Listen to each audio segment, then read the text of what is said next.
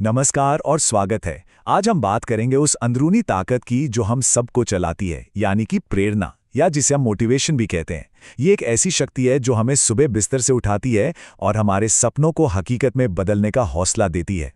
ये एक जानी पहचानी पहेली है ना। मोटिवेशन बड़ी अजीब चीज है। कभी कभी ये हमें घंटों तक किसी काम में पूरी तरह डुबो देती है, तो कभी सबसे जरूरी कामों के लिए भी दूर दूर तक नजर नहीं आती।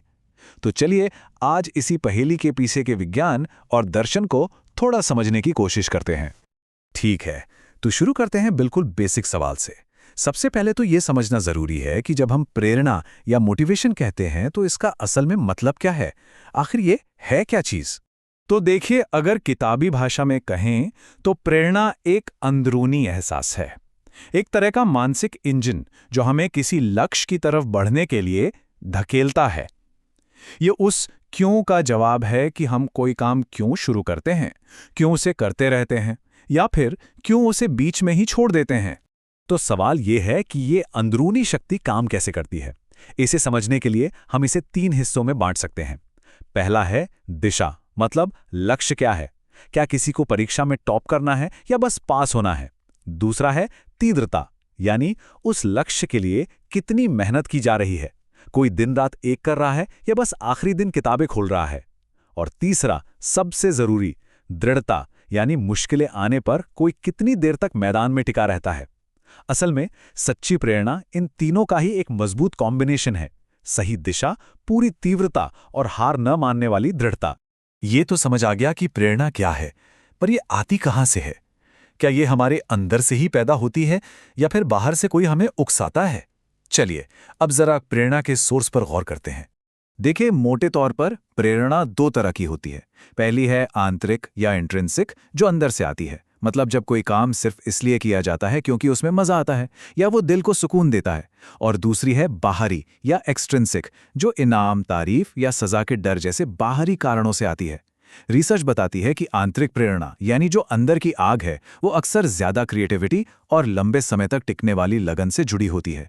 तो सोचने वाली बात यह है कि किसी की असली ड्राइव अंदर से आ रही है या बाहर से। अब जाहिर है, मनोवैज्ञानिकों ने इन इच्छाओं और जरूरतों को समझने के लिए कई थ्योरीज बनाई हैं। ये थ्योरीज ये समझाने की कोशिश करती हैं कि हमारी जरूरतें हमारी प्रेरणा को कैसे डिजाइन करती हैं। आइए इनमें से एक सबसे मशहूर थ्योरी पर नजर डालते हैं। ये है मैस्लो की थ्योरी, जिसे अक्सर एक पिरामिड की शक्ल में दिखाया जाता है। इसका सिंपल सा फंडा यह है कि पिरामिड में जो सबसे नीचे की बुनियादी जरूरतें हैं, जैसे खाना, पानी और सुरक्षा, वो पहले पूरी होनी चाहिए। जब ये पूरी हो जाती हैं, तभी कोई इंसान ऊपर की जरूरतों जैसे सम्मान पाना या अपनी पूरी क्षमता तक पहुंचने के लिए मोटिवेट महसूस करेगा। मतलब हमारी प्रेरणा की भी कई परतें होती हैं। अगर किसी की बुनियादी जरूरतें ही पूरी नहीं हो रही हैं, तो उससे बड़े सपने देखने की उम्मीद करना थोड़ा मुश्किल हो जाता है। चलिए अब वेस्टर्न साइकोलॉजी से थोड़ा हटकर एक अलग दार्शनिक नजरिए से इसे देखते हैं, जो हमारे विचारों और मन को संभालने पर जोर देता है। ये हमें सिखाता है कि प्रेरणा की कमी से कैसे निपटा जाए। दादा भगवान की शिक्षाओं से एक बहुत ही गहरा विचार सामने आता है कि शायद हम अपने मन और विचारों से गलत तरीके से लड़ रहे हैं। इसके मुताबिक मन का तो काम ही है सोचना, हमारा काम उसमें उलझना नहीं है, बल्कि उसे बस एक दर्शक की तरह देखना है।